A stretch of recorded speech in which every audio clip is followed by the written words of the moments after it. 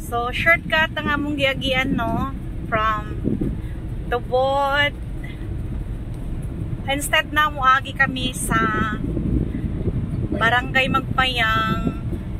Diri mi nag-shortcut from Timamana, lahos nami sa Barangay Paco, diretso sa Mainit.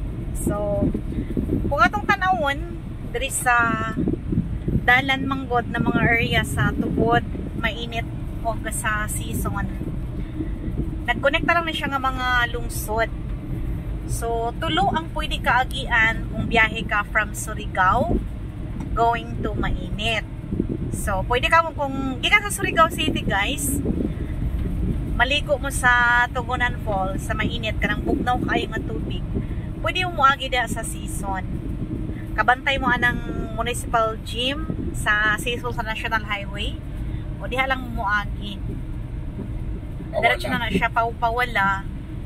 Kung sa National Highway sa mo, naalanganin mo na mo'y agian sa Tubod or sa Placer, mo na ikaduhang dalan nga agian Anislagan going to Mainit. Connecting rin po na siya nga mga lugar.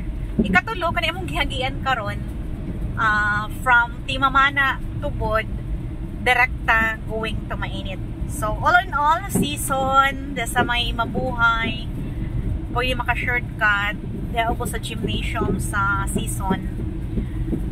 Pawala lang ka, pag ikan ka sa Surigao City, ikaduhang agianan, diya sa may Surigao del Norte Provincial Hospital, sa Santa Cruz Placer, diretso na siya sa Anislagan nga area.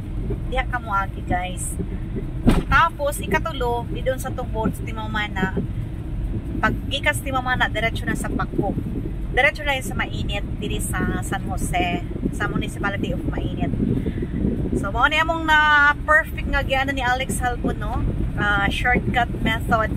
Wa na minaagi sa Magpayang, kung wala kahapitanan dito, pwede na nakadirekta mo agi sa tulo ka mga area. So pili ra mo asa mo mas komportable sa Sison, umikan ka sa Placer, or ani sa lungsod sa Tubod. Mga liko-liko lang mga dalan, careful lang sa pagbiyahe, labi na kung gabi. Naay daghan ng mga ido, normal, joy mga magumahay, kay mga farm to market road man siya mga kaigsunan. So, mo tong biyahe karong adlaw with Alex Halbo. That's all for today. Bye-bye.